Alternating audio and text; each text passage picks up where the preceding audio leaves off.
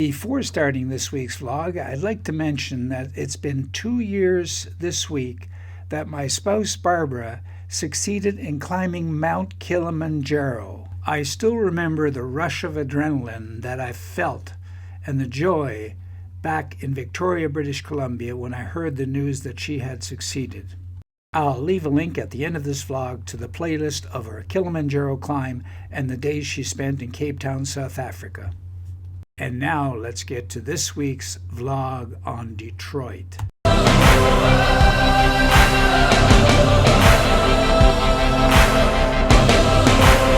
Travels with Lobo, you are viewing Detroit, America's great comeback city. And Lonely Planet's #2 city destination for 2018. Vlog number 10, QLine Detroit.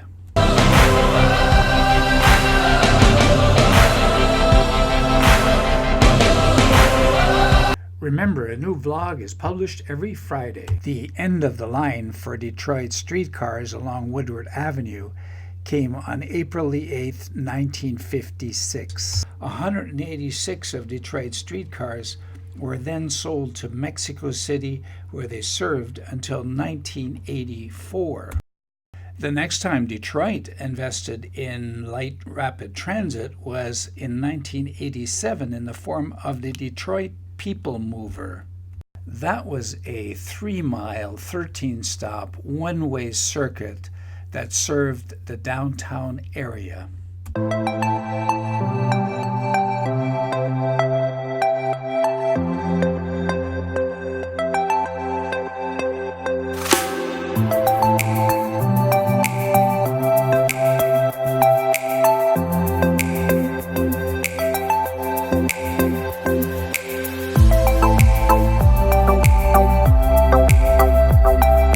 The People Mover crosses Woodward Avenue, Detroit's main street, twice, once at this point near the waterfront and again at Grand Circus Park, that's near the Broderick Tower in the middle of the photo, but it does not go along Woodward Avenue. The black line shows the 13-stop circuit of the Detroit People Mover in downtown Detroit. 1987 was a long time ago, but then on the other hand, Detroit went through a period of extreme economic depression, and there was no money for rapid transit until 2017.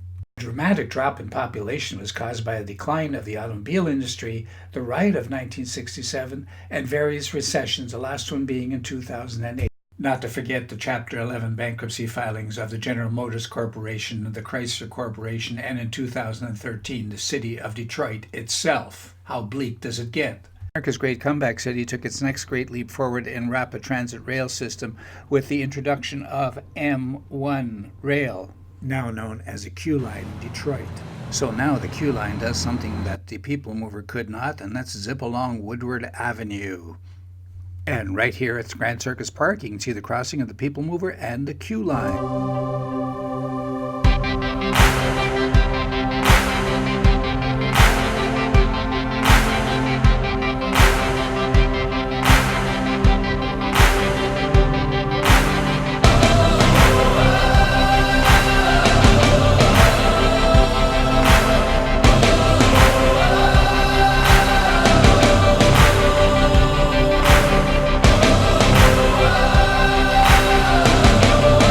Vlog number 8, Dan Gilbert, Making Detroit Great Again.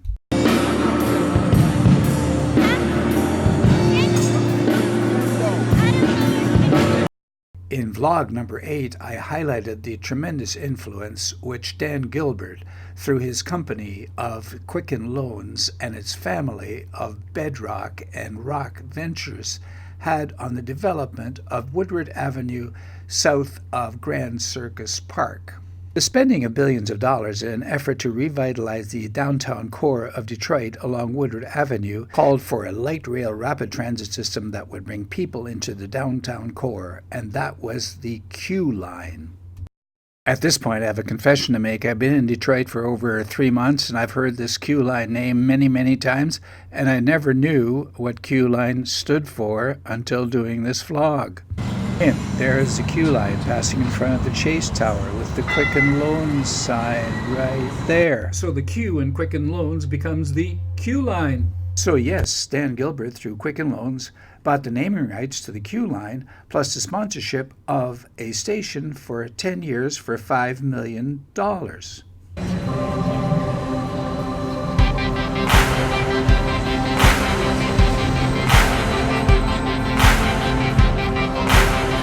QLine features 3-piece streetcars that are each 66 feet long and can carry an average of 125 passengers per car. The break-even point of the QLine requires from 5,000 to 6,000 passengers per day. Well, perhaps this was a slow time of the day.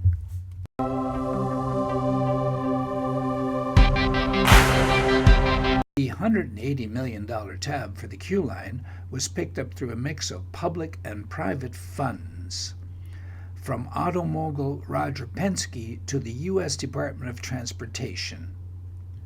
Speaking of Roger Penske, the QLine, the new Detroit streetcar that goes from downtown right here near Grand Boulevard in Newtown,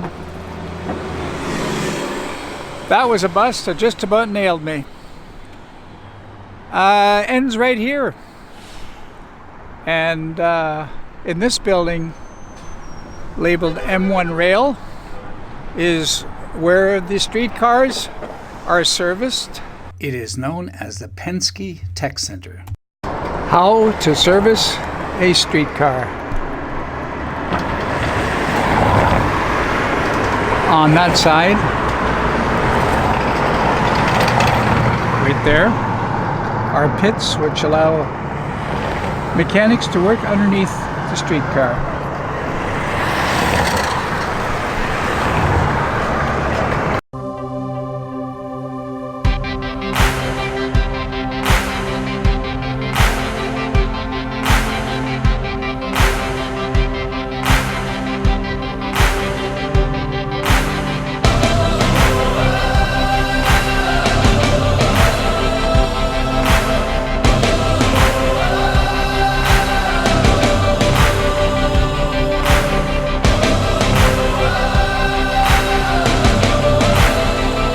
Join me on a ride on the QLine from Congress to Grand Boulevard.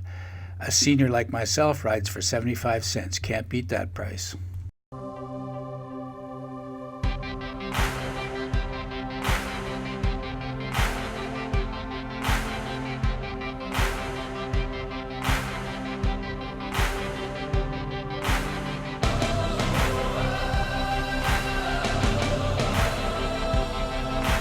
Rosa Park Transit Center.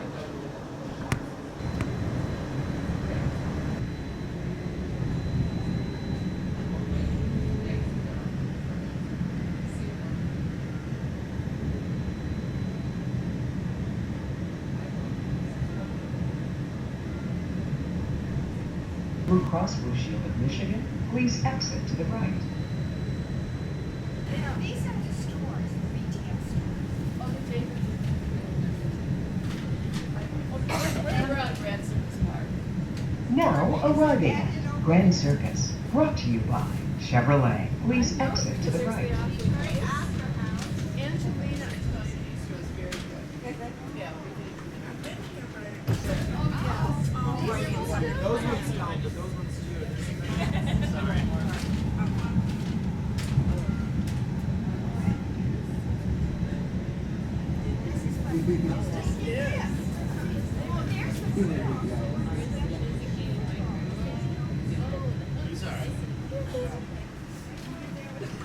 Exit to the right.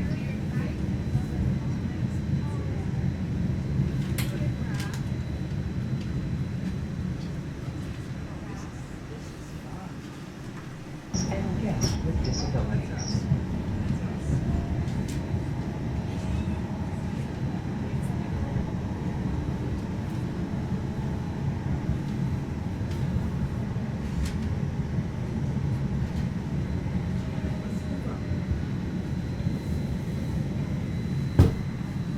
In my opinion, the best coffee in town.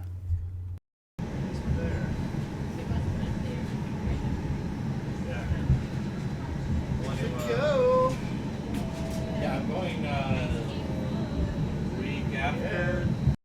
And this is what the QLine is all about: economic development, economic potential, economic future. Well, so I ordered CVS. Basically, you buy tickets for yeah, it's really stop and go. And there it is, Whole Foods. Detroit has been described as a food desert because there were no more national grocery stores left in the city. With Whole Foods in the downtown and Myers and Kroger's nibbling at the edges, that's a good sign. Very importantly, the value of the economic development, both planned and finished along the QLine's path, is estimated at more than $7 billion. Another aspect of Detroit, America's great comeback city. However, a bit of a downer this week as Amazon announced its new short list of headquarters number 2. Detroit, unfortunately, did not make the cut. So, well, yeah, so basically, yeah, there's basically 3 days you buy X. No, it's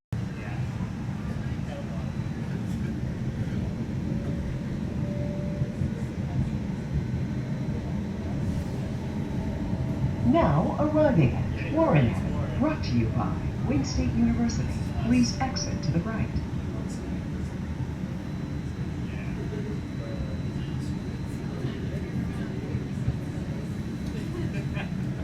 good on the way back. It's like about 10 minutes.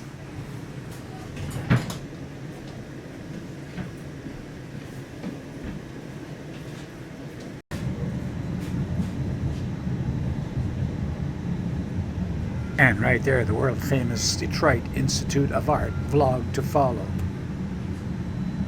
Now arriving at Ferry Street, brought to you by FCA Foundation. Please exit to the right.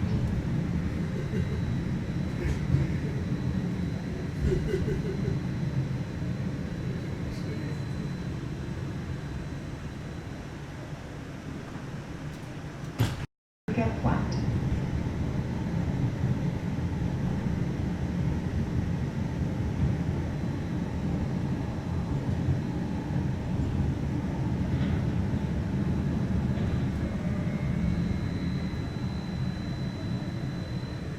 Detroit may be lacking in rapid transit, but being the Motor City, it has a well-developed freeway system.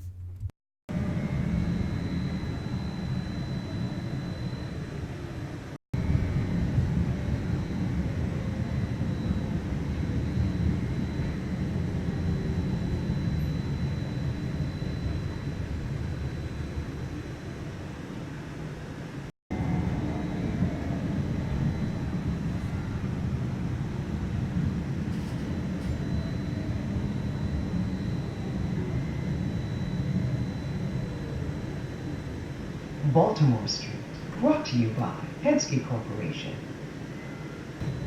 The next stop is Grand Boulevard, home of Henry State of Michigan Building and New Center Park. A bit of a story here has had no problem shooting video in a northerly direction from Congress to Grand Boulevard. A southerly direction, I was told by this driver that video was not allowed, even though there were no pictograms prohibiting shooting of video. Okay, so I thought I would just get off this Q train and get on the next one. However, the driver in the next one started with, "You were told not to shoot video." Oh geez, they do communicate. So join me next Friday as I go from streetcars to automobiles as I report from the North American International Auto Show, commonly known as the Detroit Auto Show.